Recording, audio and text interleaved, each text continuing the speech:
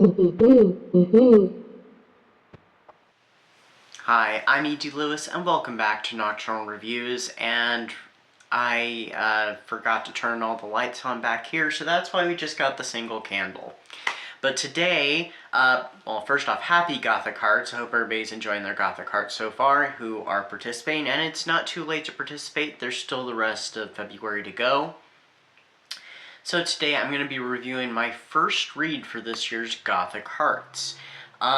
This one I actually just finished listening to the other day on Audible. I got to listen to it for free because it was part of my subscription, which is going to run out at the end of the month, really the start of next month, but I'm going to have to close it out this month. And the book is The Bone Witch by Rin Chupeco.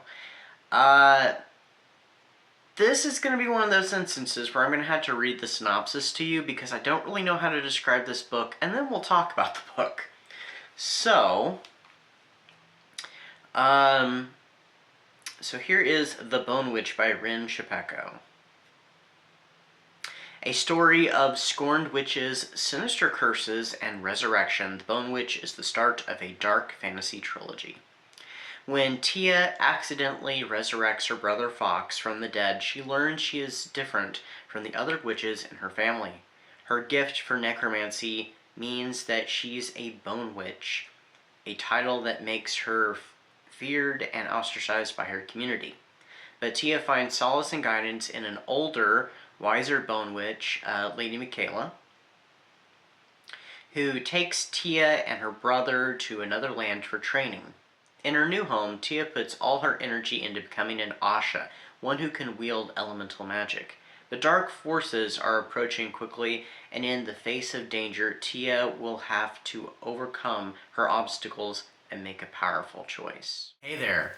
This month's featured book is Cagliostro, Tale of the Libertin by author D.L. Tillery, the Mistress of Horror. If you like dark fantasy, you like a little bit of romance, monsters, and a bit of gothic atmosphere, check out Cagliostro, Tale of the Libertin. It is available in all formats and on all platforms. Do you enjoy poetry of the spooky or dark variety? If you do, tune in to this month's PAX Poetry and help us to honor the memory of our dear departed friend, Pax Panic. So I discovered this book about 4 or 5 years ago when I was in a Books A Million, and I was kind of curious about it. I didn't pick it up, but I thought I'd file away for future reference. And then recently when I was searching to see if there was anything free I could listen to during Gothic Hearts, this was one of the things that popped up on when you typed in Gothic Romance, and I thought, okay, I can check that out. I've been curious about that for a while. There's not really any romance in it. There's attraction and some flirting and kind of the promise of romance to come in the, maybe the next book or even the book after that, because it is part of a trilogy, as I read.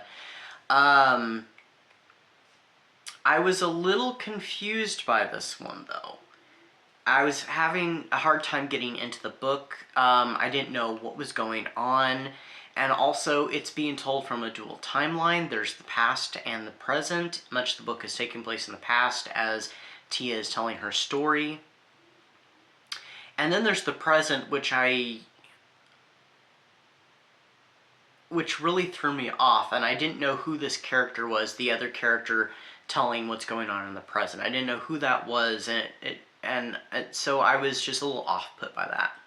I did eventually get into the book and into its world, which was all very interesting, especially the whole thing about the Asha and what they are. These witches who go off for training in, all sorts of things: politics, dance, singing, entertaining, etiquette, how to fight, how to defend oneself, and also, of course, Tia being a dark Asha, she, raises the dead, particularly these creatures that they battle all over the many kingdoms, which I'm gonna, you'll have to check the book out to find out about those.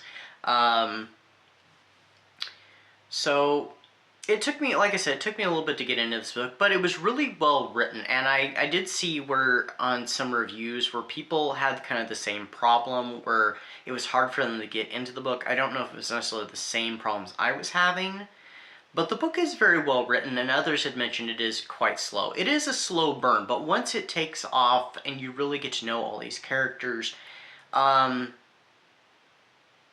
it's very well written. I did really enjoy it. It just took me a little while. I was debating between 3.5 and 4 stars, and ultimately I decided to go with 4 stars because it was that good. Another reason I think why I struggle is because it's more intense fantasy, as I'm going to say, than what I'm used to. Some of the Gothic fantasy that I've read is, much easier to grasp and is not so entrenched in, like traditional, how do I want to put it? Is so entrenched in kind of traditional fantasy. I'm more of a person that if I'm going to read fantasy, it's going to be a little more urban and not so much, the, traditional, more fairy tale type fantasy. But all in all, it was a pretty good book, and as I said, I give it 4 stars or 4 skulls.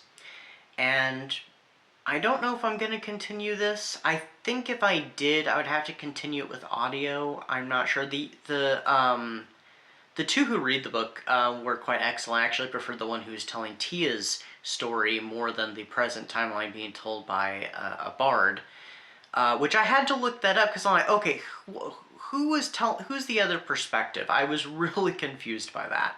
So anyway, that's what I have for you today.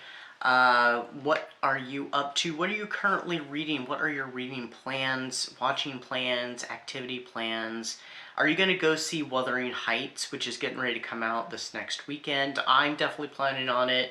I'm very curious what this reimagining of the story is going to be, actually. So until next time, stay safe, stay spooky, and I'll see you then. Bye-bye.